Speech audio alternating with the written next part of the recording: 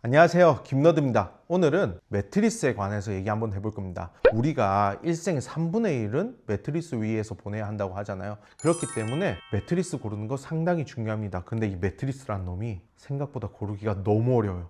왜? 편차가 너무 큽니다. 가격 편차가 진짜 어떠한 가구보다 커요. 싸게는 10만 원에도 고를 수 있고 비싸게 하면 한도 끝도 없습니다. 1억이 넘는 매트리스까지 있으니까요. 그래서 내가 어느 정도 급을 사야지 내 몸에 편안하고 정말 잘 샀다는 소리를 들을 수 있을까? 그래서 제가 이번 영상에서는 이 매트리스를 고르는 가이드를 드릴 겁니다. 무조건 이 매트리스가 좋으니까 이거 사! 이런 주제로 하는 게 아니라 당신의 취향, 당신의 라이프 스타일, 잠버릇, 몸무게 이런 걸 고려해서 어떻게 매트리스를 고르면 실패 없이 고를 수 있는가, 이 가이드를 보시고 구매하시면 그래도 실패는 하지 않을 자신이 있습니다. 그러면 이제부터 더 쉽고 편하게 고르실 수 있도록 알려드리겠습니다. 매트리스 고를 때는 딱 4가지만 보시면 됩니다. 첫 번째, 두께. 두 번째, 스프링의 유무. 세 번째, 내장 폼. 네 번째, 측면 지지대. 이 4가지만 비교해 보시면 충분히 좋은 매트리스 구매하실 수 있습니다. 먼저 매트리스의 두께부터 말씀드리겠습니다.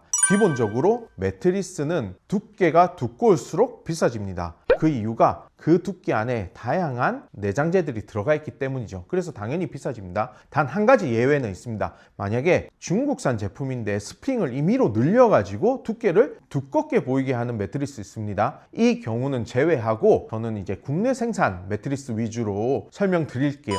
38cm 이상 두께는 우리나라에서도 프리미엄급 매트리스라고 불려지니까 그때부터는 가격이 조금 비싸다는 거 생각하시고 두께를 선정하시면 됩니다. 그리고 두 번째는 스프링의 유무입니다. 매트리스를 크게 나누면은 스프링 있는 매트리스 아니면 스프링이 없는 매트리스, 이렇게 2가지로 나눠질 수가 있는데요. 일단 스프링이 없는 매트리스는 폼 매트리스라고 불립니다. 폼 매트리스 같은 경우에는 안에 메모리 폼과 일반 내장 폼을 채워 넣어서 만드는 매트리스입니다. 이 폼 매트리스 같은 경우에는 누웠을 때 착화감이 조금 더 스프링 매트리스보다는 소프트하고 몸을 감싸주는 느낌을 받으실 수가 있어요. 그래서 어떤 사람들 같은 경우에는 정말 내가 매트리스 위에 안 누워 있는 것 같다 라고 생각을 하시는 분들도 있을 수 있습니다. 그래서 조금 더 소프트하고 몸을 감싸주는 것을 원하면 이제 폼 매트리스를 선택하시면 되고요. 대신 폼 매트리스의 단점은 누웠을 때 감싸주잖아요. 그래서 열이 많으신 분들은 조금 덥다고 느끼실 수도 있습니다. 스프링 매트리스의 경우에는 2가지로 나눌 수가 있습니다.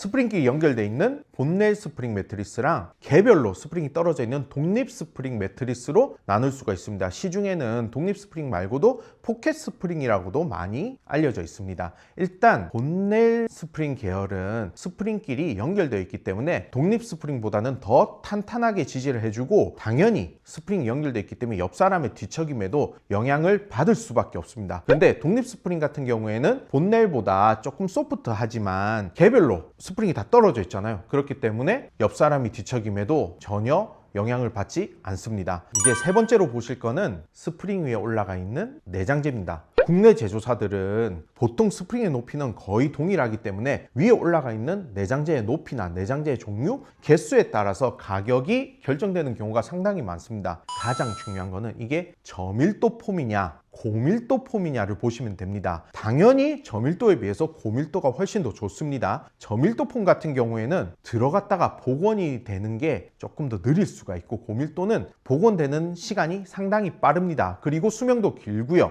그렇기 때문에 고밀도 폼 위주로 사용한 곳을 선택하시면 됩니다. 만약에 내가 이게 고밀도 폼인지 저밀도 폼인지 모르겠잖아요. 그러면 전화해서 이 폼이 상세 페이지에 있는데 몇 킬로그램급 폼이냐 라고 물어봤을 때 45kg 정도 된다, 40kg급이다, 뭐 이렇게 얘기하면은 이거는 분명히 고밀도 폼이기 때문에 좋습니다. 그런데 20kg나 25kg급 폼을 썼다 라고 하면은 조금 저밀도 폼이라고 생각하고 가격대를 같이 한번 봐보세요. 같은 가격대인데 여기는 고밀도 폼이고 여기는 저밀도 폼이다 라고 하면 고밀도 폼을 선택하시면 되는 겁니다. 이제 여러분들은 차가감을 볼 차례입니다. 일단 내가 조금 탄탄한 느낌을 좋아한다라고 하면 일단 메모리 폼은 제외하고 보시는 게 좋습니다. 메모리 폼 같은 경우에는 살짝 몸을 감싸줍니다. 그리고 그 밑에 소프트한 폼이 들어가느냐 아니면 하드한 폼이 들어가느냐에 따라서 메모리 폼이 살짝 감싸주면서 몸을 탄탄하게 지지해주냐 아니면 소프트하게 지지해주느냐, 이게 결정되는 거고, 메모리 폼이 여기서 빠진다면 그런 감싸는 느낌 없이 내 몸을 탄탄하게 지지해줘 아니면 소프트하게 그냥 살짝 지지해줘, 이런 식으로 구분하면 됩니다. 그러니까 생각보다 많은 레이어가 있어도 이게 하드하냐 소프트하냐, 메모리 폼을 썼냐 라고 하면 느낌이 살짝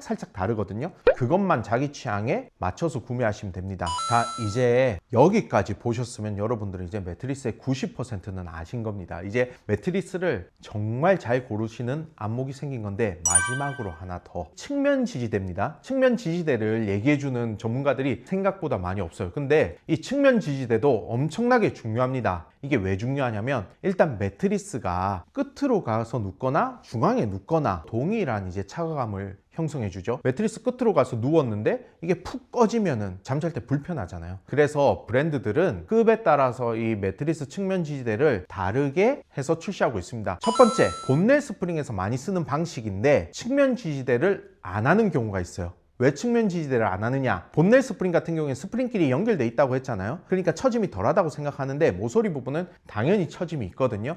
그런데 모서리에 프레임을 덧대요. 매트리스 용어를 링구라고 하는데 그 프레임을 대서 측면 지지를 막는 겁니다. 하지만 불안전하죠. 그래서 하루 이틀 눕고 마는 숙박업소라든지 조금 오랫동안 눕지 않는 매트리스를 가성비 좋게 구매하실 분들은 이렇게 측면 지지대 없고 가격이 저렴한 거를 해서 놓는 경우가 많아요. 왜냐면 하루 이틀 거기 잔다고 문제가 없으니까요. 두 번째, 5mm 정도 두께의 펠트 소재로 스프링을 감싸고 그 안에 스프링과 스프링의 위아래를 잡아주는 엣지 서포터라는 금속을 덧대어주는 경우가 있습니다. 이런 경우에는 그 펠트 5mm짜리가 측면을 다 막아주지는 못해요. 그래서 스프링이 내려앉는 거를 방지하지는 못합니다. 그런데 엣지 서포터, 이게 각 구역에 조금씩 들어가 있어요. 이게 스프링의 위아래를 잡아줍니다. 그렇기 때문에 당연히 꺼짐이 덜하게 되는 건데, 이것도 문제점은 뭐냐면은 항상 그거를 360도 면을 다 돌릴 수는 없으니까 그게 안 되어져 있는 면은 조금 내려앉을 수가 있다. 근데 정말 몸무게가 많이 나가지 않으면 그것도 느끼기는 어렵다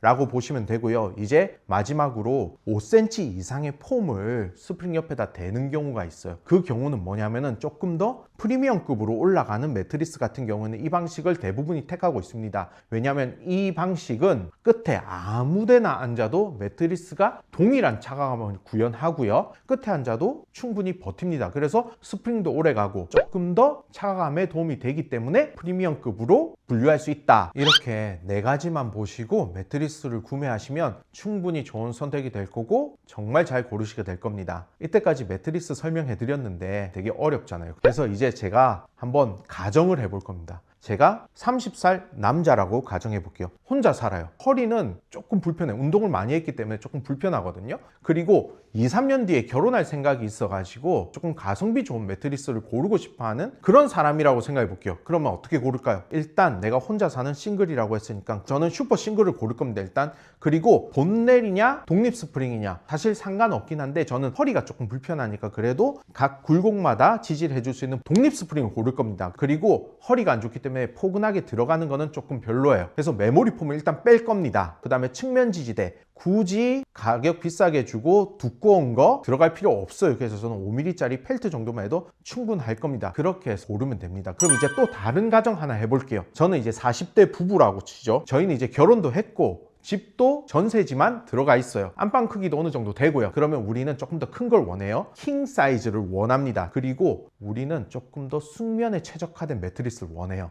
그래서 차가감이 조금 더 포근하면 좋은데 폼 매트리스처럼 열이 분출이 잘 안 되는 거는 제가 열이 많아서 싫어요. 그럼 어떻게 고르면 될까요? 일단은 조금 더 오래 쓰는 거를 골라 10년 정도 쓸 걸 고르니까 저희는 프리미엄 매트리스급에서 볼 것 같아요. 한 40cm 두께 정도 되는 걸로 보고 그 안에 포근한 차가감이 느껴져야 되니까 메모리 폼이 들어가면 좋겠죠. 와이프랑 저랑 뒤척임이 느껴지지 않았으면 좋겠으니까 본넬보다는 독립 스프링 매트리스를 볼 것 같습니다. 그럼 이렇게 해서 3개 정해졌죠. 그래서 저는 그렇게 고르는 가정을 한번 해볼게요. 오늘 영상도 도움이 많이 되셨는지는 모르겠습니다. 다시 한번 말하지만 매트리스를 고를 때 제일 중요한 거는 전문가의 조언이 아니라 내가 내 몸 스스로를 아는 겁니다. 내가 내 몸무게, 내 취향, 내가 자는 스타일 다 다르잖아요.